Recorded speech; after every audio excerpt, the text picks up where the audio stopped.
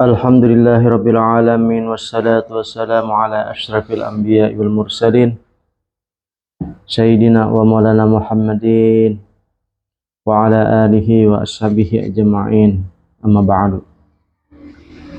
Qala Sayyidi Abul Abbas Al-Mursi radhiyallahu ta'ala anhu, ma ja asna'u bil kimiya'i wallah laqad sahibtu aqwaman ya'buru ahaduhum ala syajarah yabisati wa yashiru ilaiha fatasmuru rumanan lil waqti paman sahiba mislaha ula'ir rijali mada yasna'u bil kimiyai wa qala aidan radhiyallahu ta'ala anhu, wallahumma sara al awliya'u wal abdalu min kafin ila kafin illa hatta yalqu wahidan mislana fajalquhu kana baghyatuhum. Wa qala aidan radhiyallahu ta'ala anhu, al waliyu idza arada aghna. Wa qala aidan radhiyallahu ta'ala anhu, wallahu ma baini wa bainar rajuli illa an anzara ilaihi nazratan wa qad aghnaytuhu. Wa qala fihi shaykhuhu Abul Hasan As-Sajali radhiyallahu ta'ala anhu, Abul Abbas huwa ar-rajul al-kamil wallahu innahu la yatihi al-badiya yabulu ala syakaihi fala yamsi alaihi al-masa'a illa waqad wasalahu ila Allah wa sayati tarpun min dzikrir rajul al-mu'allif wa ma afsaluhu ilahi bibrakati riwayati 'inda qawlihi qulu kalamin yabruju wa alaihi kiswatul qalbi alladhi minhu baraja rubbama kunta masyi'an fa'araka il-ihsana minka sahibatuka min huwa aswa'un hala minka ila akhirih.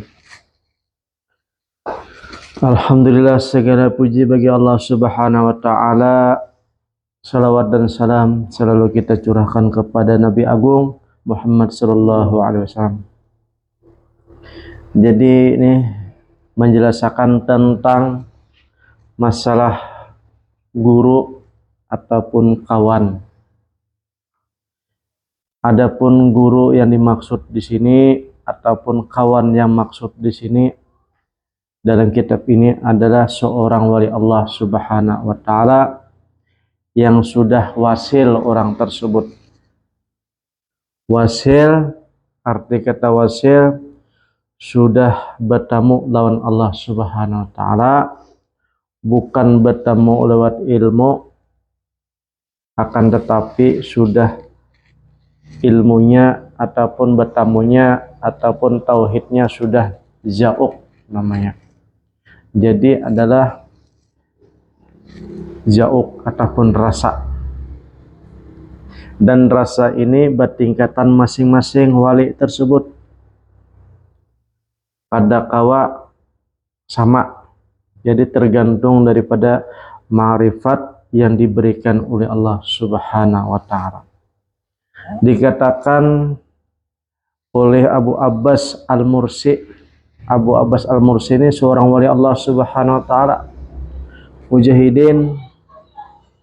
Apa saja kalau sudah wali itu berisyarat kepada satu perkara, biasanya ada suatu keajaiban. Nah, keajaiban yang bahasa kita yaitu adalah karamat. Mujahidin, satu ketika aku bertemu salah seorang wali Allah. Kemudian wali Allah tersebut berjalan. Setelah berjalan, melihat ada sepohon kayu yang sudah kering. Nah, kemudian tangan Sidin berisyarat kepada pohon tersebut. Seketika itu juga pohon tersebut berbuah. Nah, kewaliannya tadi kan, karamatnya toh. Dan tidak adalah salah seorang wali, baik wali biasa maupun wali abdal, jadi kemudian berjalan wali tersebut dari gunung ke gunung, kecuali wali tersebut pasti akan bertemu kawan. Nah, kawan yang seumpama wali tersebut, karena wali tersebut sekalinya ada berisi tanda. Ada tahu bahwa dirinya ada tahu orang tuh wali, kecuali sidin tuh wali juga. Nah, kayak apa aja mengetahui wali? Yang kita tahu sekarang ini mengetahui wali 4 orang, 7 orang banyak sidin tuh wali ya. Nah, maka akhirnya pendengar ataupun pengikut mengetahui sidin itu adalah wali. Akan tetapi wali yang sidin tahu bahwa orang lain tuh wali, sidin tahu itu aromanya wali ada. Aromanya wali ada. Nah, atau kalau hidin sekali-sekali berjalanan ke langit, misalnya wali tersebut dalam keadaan panah, sidin itu berjalan ke langit, kemudian mendengar suara bahwa menyebut salah seorang wali di daerah sini, namanya ini, namanya ini. Nah, itu bisa juga wali tersebut.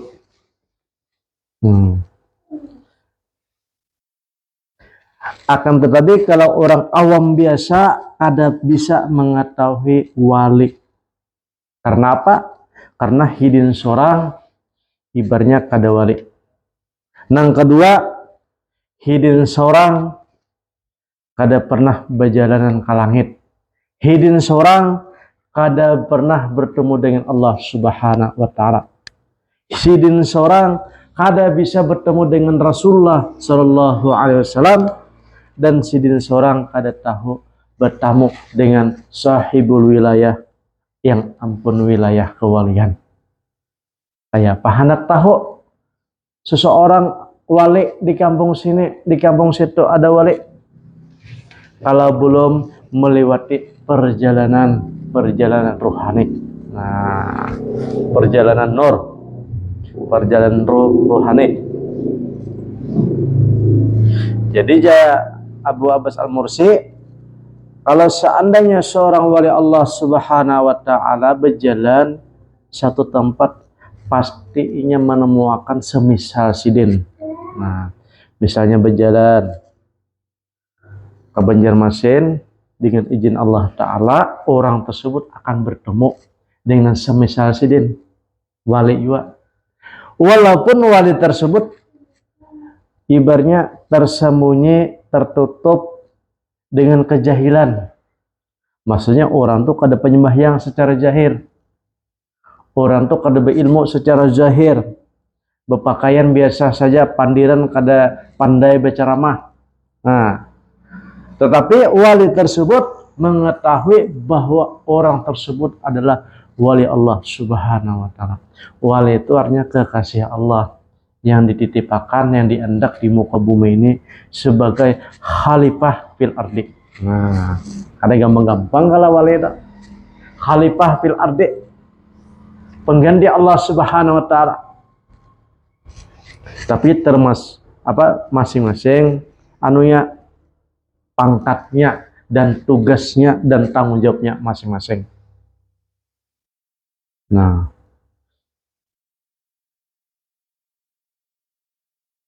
itu dikatakan perlunya kita bersahib ataupun berkawan ataupun berguru, jangan tanggung-tanggung guru tersebut. Bujur-bujur wali Allah Subhanahu wa taala. Bujur-bujur sidin itu wasil. Bujur-bujur hidin itu adalah murabbi mursyid. Nah, yang langsung ditunjuk oleh Allah Subhanahu wa taala sebagai wakil Allah Subhanahu wa taala. Nah, ini kesimpulan daripada beberapa pertemuan kita tentang masalah bersahib ataupun berkawan ataupun berguru. Nah, kesimpulan jahidin di sini. Karena apa? Karena wali tersebut adalah kiswatul qalbi alladzi baraja jahidin. Karena wali-wali yang dihendaki oleh Allah Subhanahu wa taala terbitnya pandiran bubuhannya tenang, kaulnya ataupun isyaratnya itu keluar daripada hati. Hati tadi ibaratnya langsung daripada Allah Subhanahu wa taala, disebut hati para wali itu adalah kiswatul qalbi, yaitu pakaian hati. Nah, pakaian hati, hatinya adalah langsung Allah Subhanahu wa taala yang membimbing. Nah, ini habis sudah kalam yang 43. Sekarang kita masuk kalam yang nomor 44.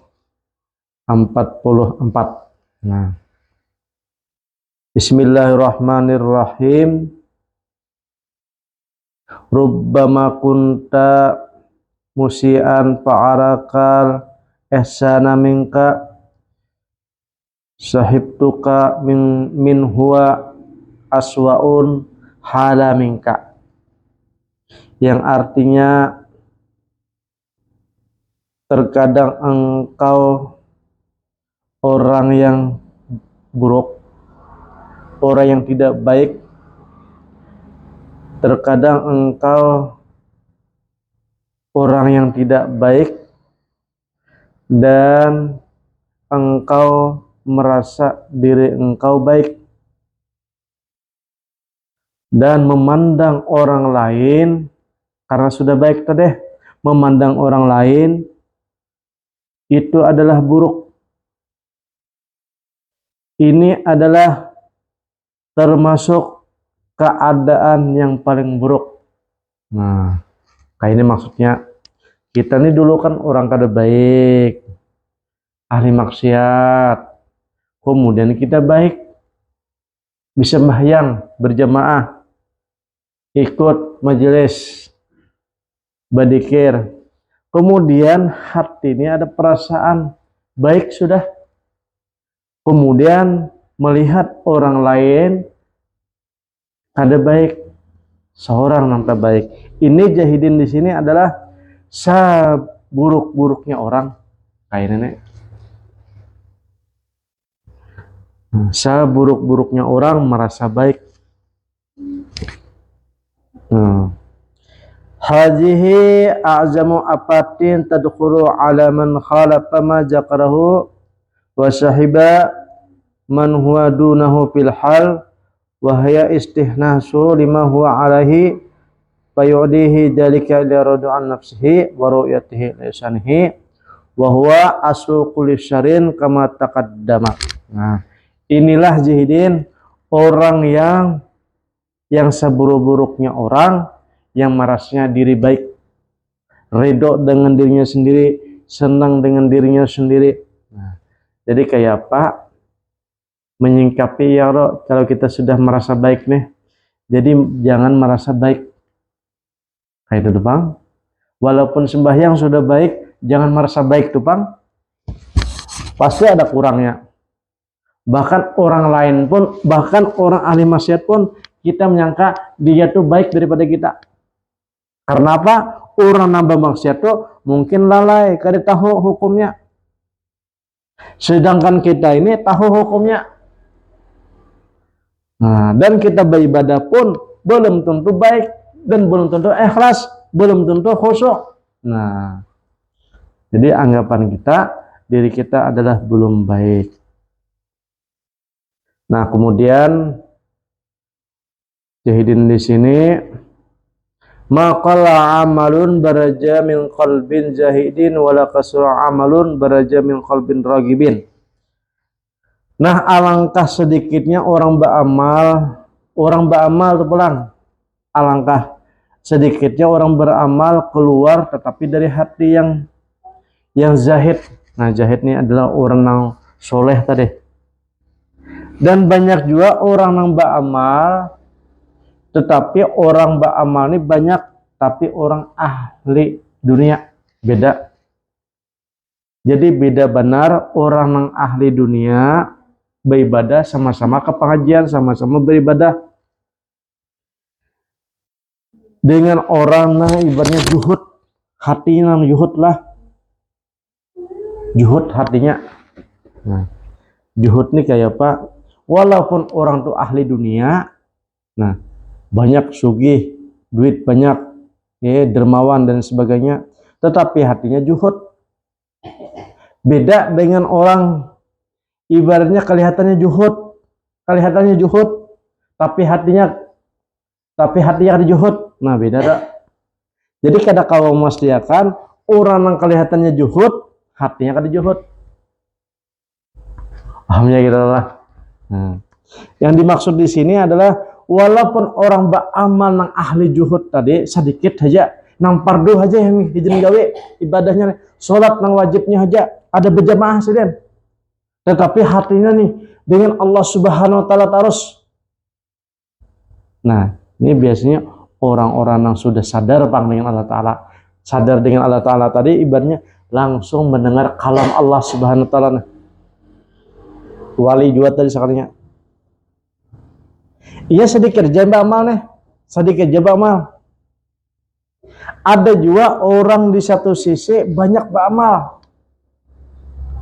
sebertaan wirid dipakai, siang malam dipakai, tetapi hatinya nih ibaratnya hubud dunia, hubud dunia.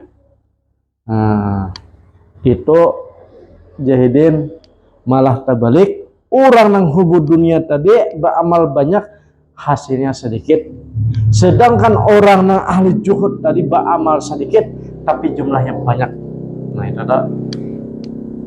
Karena nilai ibadah di sini bukan karena banyak jumlahnya, akan tetapi masalah urusan hatinya bagus atau tidak. Makanya ujar Imam Al-Ghazali, ibadah itu ada dua. Ibadah zahir yang nampak oleh mata, yang kedua adalah ibadah batin yang kada diketahui oleh orang lain. Ibadah batin ini lebih afdal, lebih mulia daripada ibadah zahir. Nah, jadi orang ahli sufi itu biasanya mereka ini mengutamakan adalah ibadah batin, kada mengutamakan ibadah zahir. Ibadah zahir ini ala kadarnya aja. Nah, ibadah zahir ini ala kadarnya aja. Nah, jadi di sini adapun ukuran amal kepada hitungan hati yang beramal itu terbit daripada orang yang juhud dengan dunia, daripada ketaatan. Adapun adanya yang sedikit, walaupun itu sedikit. Adapun orang yang banyak beramal yang keluar daripada orang yang suka dengan dunia, dengan amal yang baik walaupun banyak. Nah, jadi kada menentukan. Kalau hatinya masih hubud dunia beramal, maka walaupun banyak itu nilainya sedikit. Akan tetapi orang yang juhud hatinya, maka dia amalnya lebih banyak. Karena zahidin di sini ila anna zahidin salimu min afati. Karena orang yang zuhud itu pasti selamat daripada keburukan. Inya kada mementingkan bang, orang kayak apa kah? Orang menuduh kah? Orang hasad kah? Orang dengki kah? Orang ria kah? Hidin kada mau urusi. Hidin ini mau urusi hati sidin saja. Makanya orang-orang seperti ini biasanya kada terlalu banyak berkumpul.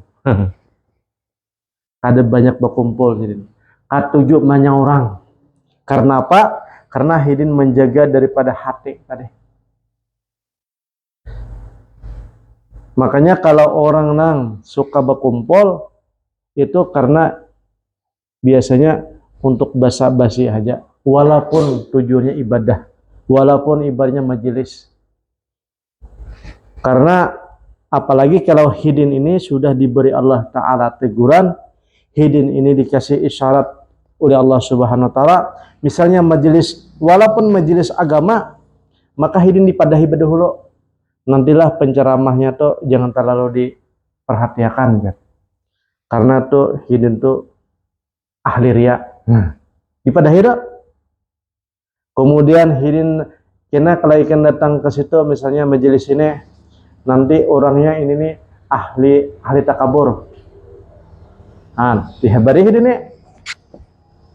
Kemudian kena kalau datang ke majelis ini, orang ini kena ibaratnya orang kada ikhlas itu dihabari sudah orang nang ini nih. Makanya hidin tuh kada hakun lagi bagi berkumpul. Karena hidin berdahulu tahu bahwa orang nang penceramahnya tuh hidin tahu sudah. Dihabari sudah dari langit.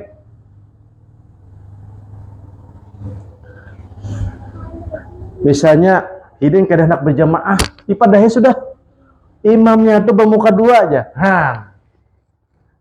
Dipadahi. Jadi hidinnya akhirnya gara-gara banyak kabar, banyak kisah dari rohani hidin ada mahabari, bukan dari omongan orang tuh lain. Tapi rohani hidin ini tahu sudah dihabari. Maka hidin ini ibaratnya kada lagi ke masjid, kada lagi ikut tahlilan, kada ikut lagi majelis-majelis, walaupun agama. Karena hidin sudah dihabari. Nah, ini biasanya orang-orang yang sudah hampir sampai kayak itu tuh. Kalau gitu deh kada sampai. Berjalan pun belum tentu berjalan. Apalagi sampai. Ini orang-orang mau sampai. Kalau kita ada menemukan kenapa orang tua kada lagi berkumpul, nah, mungkin hidinnya sudah perjalanan. Perjalanan tuh akhirnya dipadahi terus, dituduhi terus. Supaya perjalanan hidin selamat sampai ke tujuan. Tujuannya tadi adalah wasiat tadi, bertemu dengan Allah Ta'ala. Makanya kalau kita ada menemukan orang sedikit beribadah, ibaratnya kada lagi berkumpul dengan manusia, jangan-jangan sidin ini adalah sudah perjalanan, yaitu sarik. Kalau kita nih karena belum perjalanan, maka berkumpul harus kita, berjamaah harus kita. Ini khusus sudah orang-orang khusus perjalanannya. Jadi hidin ini mengurangi daripada bergaul.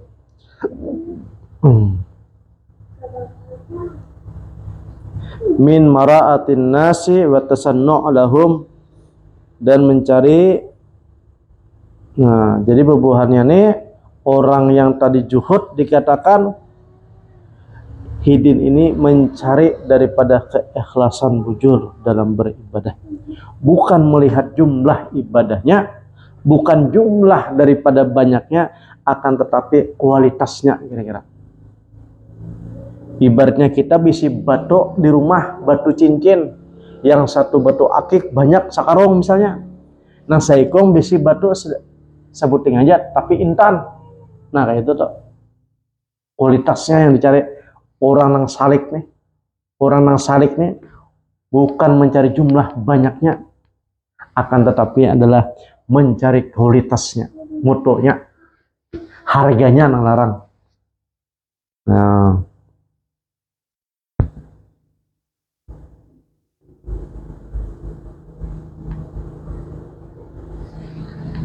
insyaallah mudah-mudahan kita diberikan oleh Allah Subhanahu Wa Ta'ala kepahaman, dan mudah-mudahan kita dimudahkan oleh Allah Subhanahu Wa Ta'ala segala urusan kita berbarakatih.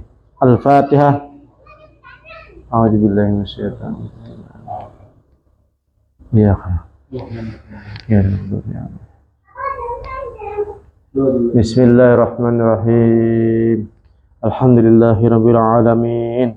Wassalatu wassalamu ala asrafil anbiya'i wal mursalin sayyidina wa maulana Muhammadin wa ala alihi wa ashabihi ajma'in.